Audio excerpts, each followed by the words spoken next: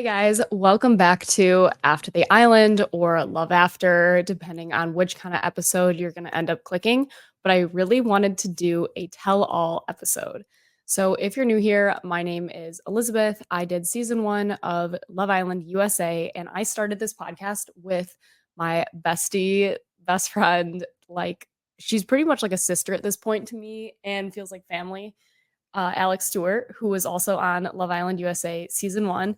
We had the most incredible journey with this podcast, and I don't think the story is over for us, but take a listen in to hear kind of our whole journey, everything we went through with this podcast, and what you guys can look forward to coming next, and just where everything stands. I really wanted to have like an honest tell all and just let you guys know like where we're at and put it all out there and just not be afraid to say like this is what's going on, this is what happened in the past. And I just feel like we needed to speak our truth a little bit of everything that we have encountered with this podcast. And I hope that no one is upset or overanalyzes anything I say. I'm just letting you know this is how we felt as these things happened and just like where we're at with it. So take it all without getting too upset. Let's go all the way back to where this podcast first started. Alex and I went back to my parents' house during COVID. I was like, look, I can't be in LA. There's like riots happening all over West Hollywood. Stores were getting smashed into, which was like separate than the COVID that happened. So LA was a ghost town. I was like, I need to get out of here. Alex, you should come with me and live with my family. We didn't know how long COVID would be. So I was like, COVID, even though it ended up being like a whole summer that we were there. We slept in my parents' basement every night. We were like partying. We were going out to dinners. We were out on the boat, on the lake. Like we had the best summer of our lives. Like I don't think that summer could ever be topped. Like if you go back and watch all of our videos, like they just give the Summer I Turned Pretty like feel of that show of just like peak summer happiness. Like it was really, really special and just incredible. And we were like, let's start a podcast. I don't know if it was Alex's idea or mine. I honestly can't remember. It was probably hers. Like she's so smart and good with like marketing things. Like you guys would be shocked how good she really is. We tried to do it outside. We did not understand that you cannot have a podcast. My parents live on a busy road. Do you understand like the noise of cars driving by living on a busy road? And we tried to film the first episode at rush hour. We were going to do it at rush hour, just like run through the cast. So we printed off, we used all my dad's ink. Oh my God, I forgot about this. We used all my dad's ink in his printer to print out colored photos of the cast. So like we were cutting out their little heads and like taping them on popsicle stick little like cards. And we put those and we held them up and as we held them up of like, oh, this is Carrington or like, oh, this is Justine, we would talk about or like Caleb, we would talk about what we thought they were going to be like on the season because this was season 2 that we were reviewing for the first time. And we didn't even know what we were doing with it. So we quickly realized that audio, not it. Alex was like from the start so into making sure the tech of the podcast would be so crisp, the video, the audio, everything. She would constantly be like researching in bed all night. Like we'd get back and I'd be like, I'm tired. And she would be like Googling, like trying to figure out like how to make it the best it could be so we could succeed. And then we just started getting traction. We were like, all right, we can't do it outside. We go in my parents' basement. We set up on my little like old bummy IKEA desk. My parents' basement is nothing glamorous. Like if anyone's listening to this and you went to high school with me and you came to a party at my house, you know that basement is trashed. It is a party basement. Like it's disgusting. It's so gross. And we were down there for the episodes. It was freezing too. So Alex loved it and I hated it because I was always so cold for the temp. But it was so we just started doing it and we saw quickly people tuning in for our lives on YouTube. And that's kind of where we got this like amazing momentum. And I think too, for season 2, like it was COVID. So we had crazy amount of viewers. There was election coming up. So the ad spend on the AdSense was crazy. Like we just had like this booming summer for like a podcast launch. And it wasn't like we were even trying to make it anything huge. We just had a lot of fun doing it. And it was great. Like we had all the people coming on, like people got to come on after and tell us their story. And we were trying to set it all up. It was interesting. And that was kind of how the podcast took off, was really like Alex on the back end doing so much of it. Like you guys would be blown away. And I feel like I tried to take over with like the creative, whether it was printing out popsicle sticks or using all my dad's color ink in the printer, like things like that. Or booking guests. We got Connor Saley from The Bachelor to come on, and I was like, right this way to my parents' basement.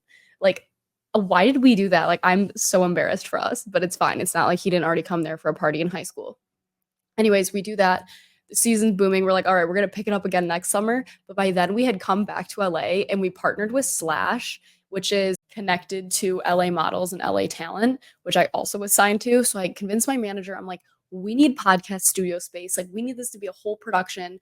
We like built it out, we made a deck, we pitched it, and we got the podcast signed with Forever Dog. And we convinced Slash to give us like a little room where we had our lives every morning. It was like we would drive to work in the morning, we'd set up for the podcast, and it was honestly so fun. I would take naps on the couch in between waiting for doing a recap and then waiting for a guest to come on because it wasn't always like, and then we would come in and do it the next day because I think a lot of you listening forget like how hard this is with the podcast is like most people's podcasts, it goes all year and it airs once a week. That's not how this one like traditionally, or not traditionally, this one opposite of traditionally started out was we would flight just for the season. So it would be every single day. It would burn us out like none other. Like the burnout you would get from that is crazy because we were also, mainly Alex, editing all of our own videos. Like no one was editing for us. So the lives, we didn't have to edit. So that was great. But all the interviews, oh my gosh, it was like it sucked the life out of us, but it was so fun still doing it because we still really like loved it.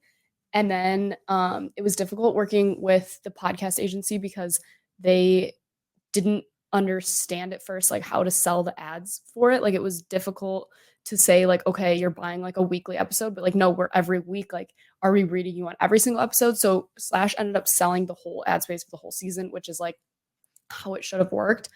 But yeah, we weren't once a week, we're every day. So we really burnt ourselves out. So going into the next summer, we were like, we don't know how we're gonna do it. Like that was a lot. So we thought maybe we just do it from like Alex's house or her apartment. And we did it there. We had guests come to her apartment. I can't believe we did that. Like I laugh thinking about it. It's so much fun having people in person. And I think it makes the episodes so much better.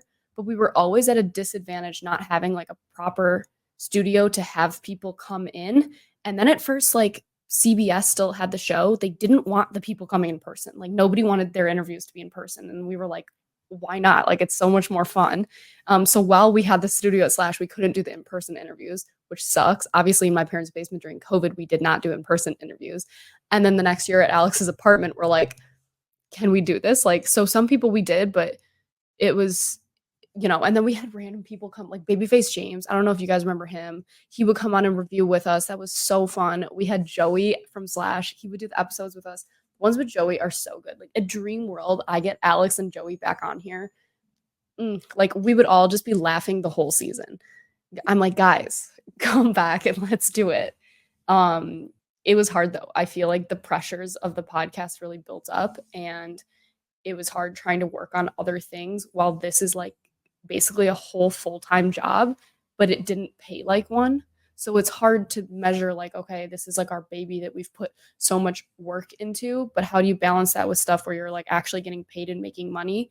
And like, where do you draw the line of like, this is not making me enough money. It has to be like a fun hobby, or like, am I investing everything I have and putting everything else on the line to like put everything into the podcast? So it was like really difficult to sort through that. And then on top of that, like I said, we are not recognized as the official after show for Love Island. Like we're not paid by the show. We never were.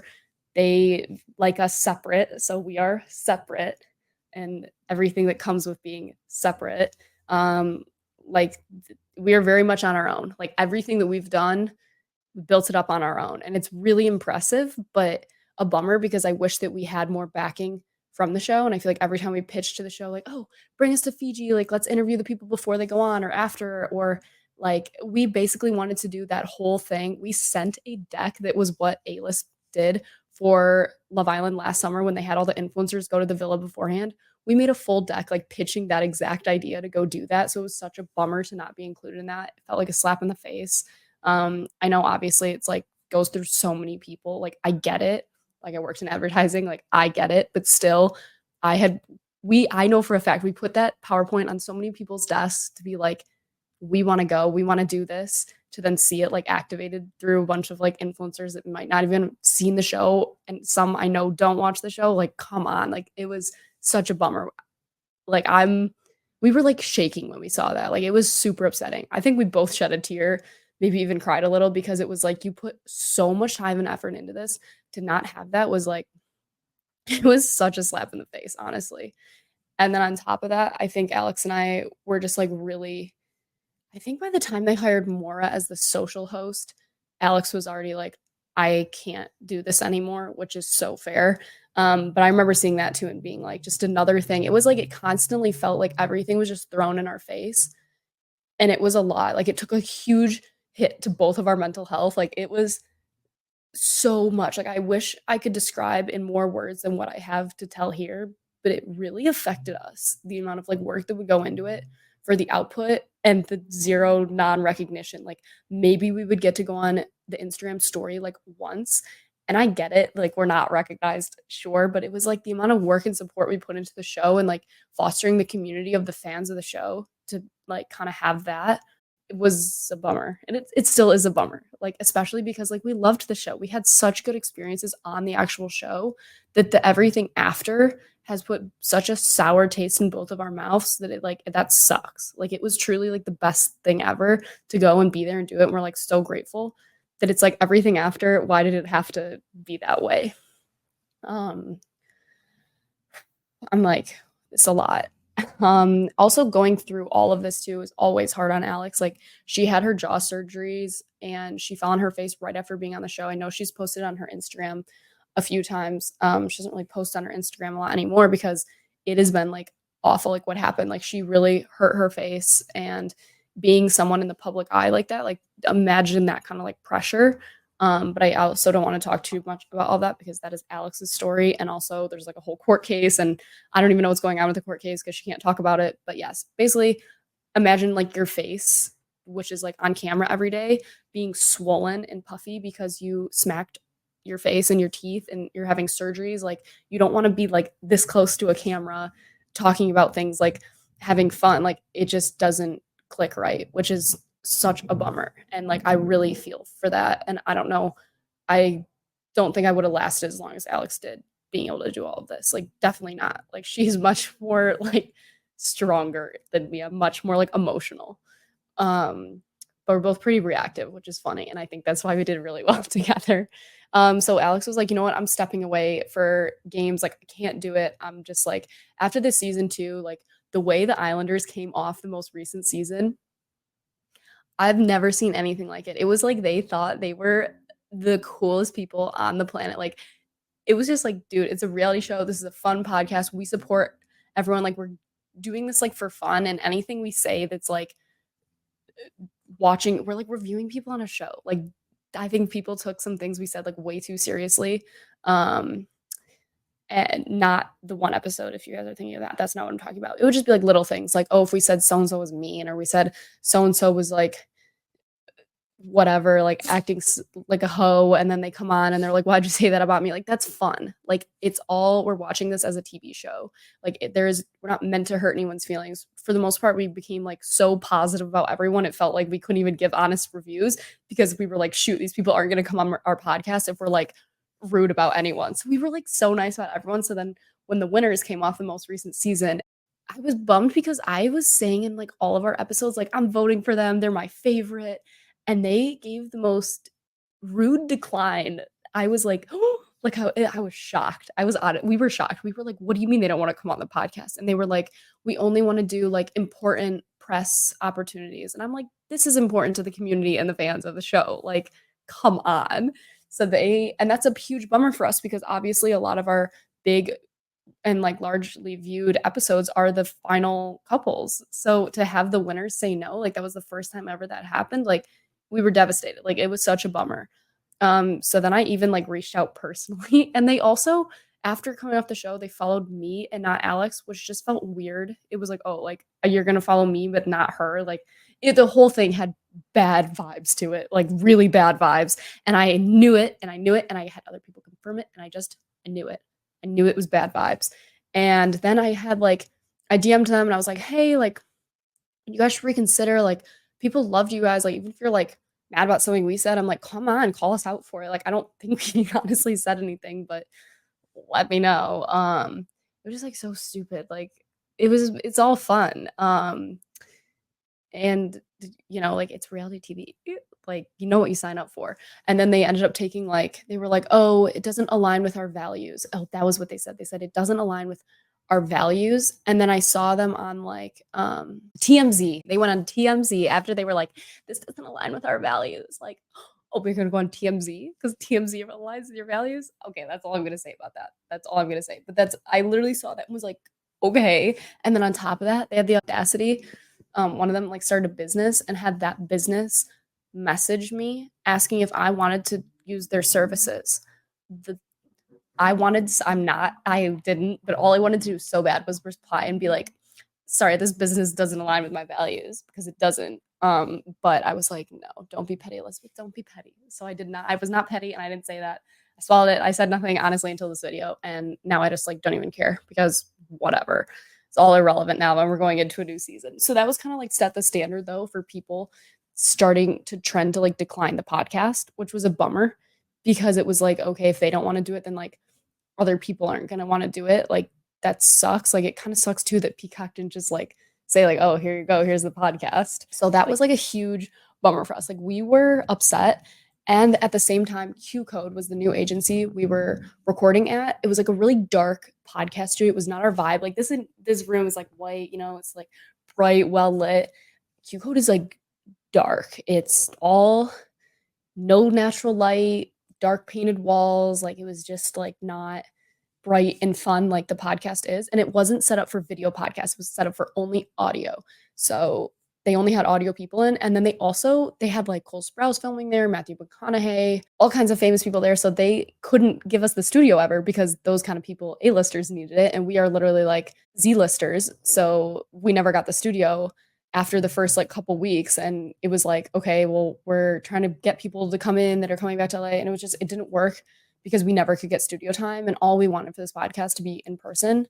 So then games came around after that rough season and a lot of like hate too. We've always had hate for this podcast, which has been another thing that's taken a toll on us. Like looking at anything on Reddit has been not nice. Like Reddit, I just know to stay away from. I tell everyone that comes off the show too. I'm like, do not go on Reddit. You will hear the meanest things ever written about yourself. Reddit is not our friend. Like we hate Reddit. So we took Reddit out and then game started and she was like, I just need to step away. Like I can't handle this. And I totally like agree with her. Like I was like, I want to also, but I also don't like I like this too much to give it up. So I was like, I'm just gonna do it and get a co-host for now, and then we'll go over everything at the end and see like how you're feeling, or halfway through you want to join back in, like you do that. And she knows that too because this is our podcast. It's not mine. It's not hers. It's ours. Like we do this together. I'm like together forever. And so I was like, okay, I want to do someone that's really different than what we've had before for like a co-host. I didn't want to do another girl, and I didn't want to do someone that was already like older. I wanted someone young and a male. And I was like, okay, Leo's perfect. He had so much controversy on his season. He'll be so fun. He's so bubbly. You guys did not like Leo, and I really like Leo. Leo, I think you did an amazing job. He was so fun, lively. It was hard because he's not in LA too. He was at school still in like Dayton and New York, so it was always also not in person, which I think isn't as fun for a podcast. And Leo just got more backlash, and it was just like, guys, it's a reality show, and now it's like a fun after show. So nobody liked Leo, and I was up for the podcast, and I'm like, Leo, we love you. You crushed it. But it's just like you fans just didn't vibe with it, and I don't really get it, but yeah. And then games was even tough too, like trying to schedule those exit interviews. People declined them and didn't want to do them, and that just sucked and started more of a trend of like people not wanting to come on and this and that. And I think games was hard because it was a lot of people that already had like egos from, oh, I'm like too big now to do the podcast or this or that, and I'm kind of like, that sucks because this is like one of the only podcasts, as not anymore, which I'm excited about, one of the only podcasts that has come out of the show that has stuck with it and reviewing the show that made you who you are, like brought you all these opportunities. Why would you not go on the podcast? Like, come on. Also, we're friends with so many of these people by now that it was like so weird on a friendship level too, of being like them saying no. Um, it honestly was a bummer. And some of them, like, I thought we were closer than that. And it was really uncomfortable when I got some like weird responses, and then some people didn't even respond. Like, it was a little bit shocking to have, like, Justine and Selly, for instance, like, they were the stars of the games, and to not have them come on, it felt weird as, like, a woman not wanting to support, like, another woman's podcast, like, I don't know, I felt, like, weird, it felt not, like, supportive, and it was a bummer, like, I get they can make their own choices too, and if they don't wanna do it or have reasons, like, that's fine, but no one they wouldn't give one, they didn't tell me, they didn't really tell PR, they just didn't reply to PR about it, and that's what PR had told me, and then also, I had texted both of them, they didn't even text me back, like, the nicest message, like, congratulating them. I even saw them before at the, like, reunion party, like, I thought for sure they'd come on, and then they just, like, didn't even text me back when I texted them about, like, asking, like, why they didn't wanna come or if they still wanted to come or whatever, so they just didn't even text me back, and I just feel like that is a weird, not nice move. It's not something I would do no matter how big I got from a show or if I didn't wanna do something anymore, like, I feel like I would still have the decency to, like, text someone back and let them know, so that was kinda weird and a bummer, especially because it's like, even if you it's like you do it for the fans and your community that you've built because they wanna hear from you and they love it. I don't know, it was a bummer, and it hurt, and it was sad, and am I surprised? Like, now, like, I'm like, "No," not after, like, the season 5 thing, I'm like, I'm not surprised by anything, but yeah, so that's kind of like the rundown of everything that happened, honestly, and let me see if I'm missing that. I tried to take, like, notes so I didn't forget thing oh, I wrote down too that I'm bummed that this doesn't feel like the Bachelor community, and I see all of them, like, from other seasons, like, always, like, doing things together and whatever. It just feels like the Love Island people don't feel like that at all, and I don't know if maybe the Bachelor stuff is like that, like, actually when you're in it, it's not actually like that or something, but it's definitely not for Love Island, like, I don't know, or I'm just not in it. Like, there's some people I see at parties and it's great and it's so fun, and even lately, I've had more people, like, reach out from the Love Island community, but it's really not like it's not like what I would hope for it to be. Like, I wish there was a big group chat between everyone. I wish all the different seasons had a group chat. Like, I haven't seen a single message in our Love Island USA season 1 group chat in, like, years. And it's such a bummer because I wish that we all could have that. Also, I'm cackling that last summer and the summer before and the summer before, Alex and I have invited Dylan and Zach on for, like, a surprise 4-way episode, and they both have declined every summer. Actually, Zach never replies, and Dylan kindly passes. So thank you for at least getting back to me, Dylan, and letting me know you're just not interested, which is fine. I feel like you got your own stuff going on, which I get. But it would be so funny. Um, so yeah, Alex is, like, working on her own stuff. I don't think she's gonna come back for this summer. I mean, I know she's not coming back for this summer, but I hope that in the future things will change. And this is kind of like what I'm excited to talk to you guys about is making, like, Love After another, like, branch off series to After the Island. That way it doesn't feel like I'm just doing After the Island and, like, making it something else, but having more episodes that are Love After that kind of goes along with the theme of what After the Island is and everything it stands for is, like, people coming on and talking about their experience on reality TV and then coming off and talking about what their love like is like after, where their relationships are after, their afterthoughts of, like, being on the show. So that can apply to anyone from Too Hot to Handle, Love is Blind, The Bachelor, whatever reality show that is going on. Like, I want the people to come on the podcast and talk about it and share their experience and make this, like, the it podcast for that. And I think it's great. And I think it goes with, like, the original reason why we started this and, like, what we wanted out of it. And I hope that my goal is to get, like, really grounded with that. And then Alex will want to come back. She'll just have to come back and we'll add another chair and things will resume. Yeah. But if anyone was wondering, Alex and I still talk all the time. I call her and I fall asleep on the phone. Which is hilarious. Gianni, like, came in and I was talking to Alex and Gianni was like, someone on the phone. And Alex was like, oh, hey, Gianni. And he was like, Elizabeth is sleeping. And she was like, yeah, you should you hang up the phone for her. I was like dying. So yeah, we're very much still close friends. It's just tough because the podcast, like, isn't at where we want it to be, but I hope that I can get it to a spot where it can be weekly and not every day. I think the everyday recaps is too much of a burnout. We both have, like, our own things going on now. The recaps is too hard. So there is a Discord chat, which is the good news, where we'll be texting in it, or I'm not sure how often Alex will be in it, but I'll be in there on after all the episodes telling my thoughts. There's already 500 people in there, which is amazing. So I'll link the Discord down below if you guys want to join that and chat. We can chat after all the episodes, put exclusives, whatever. Like, we're gonna make it big. Like, we're gonna do the Discord for like the afterthoughts of the show and discussing it, kind of like a Reddit, but it's like Reddit but in live form. If you haven't heard of Discord, it's great. It's like a group chat with everyone that's obsessed with Love Island. And so the link will be below. You gotta join. It's so funny. And we can like call each other on it too. Like, I can go like live on it and talk about something. I can call in other islanders. Like, it'll be very fun. So we'll do that. And then this podcast will switch to weekly, like a normal podcast. And I want to invite the people that I enjoy watching on the show to come on and give people like a platform still to come on and tell their story and not like cut that off from anyone that gets the experience of having Love Island. I feel like after the island just kind of goes with it, and being able to do a fun podcast when you leave and talk about your time, and we'll have that. So I will be back mid-season in the US, and we'll start having people here. Gianni is the sweetest. He's my boyfriend, if you don't know. We are going to be building a studio for the podcast that's going to be bright lit, nice, clean, the cutest little chairs, and I want everyone to come in person. This is me inviting you. If you're coming on the upcoming season and you stop in LA when you get back from Fiji, come on the podcast, come see me. Let's do it in person. Let's have a lot of fun with it. All good vibes. I want to bring all that back and bring the roots back of the podcast of that. And then I think Alex will come back, you guys. So if you made it through listening to this, give this video a like. Let me know in the comments what you think. I'm interested. I'm like, keep it nice.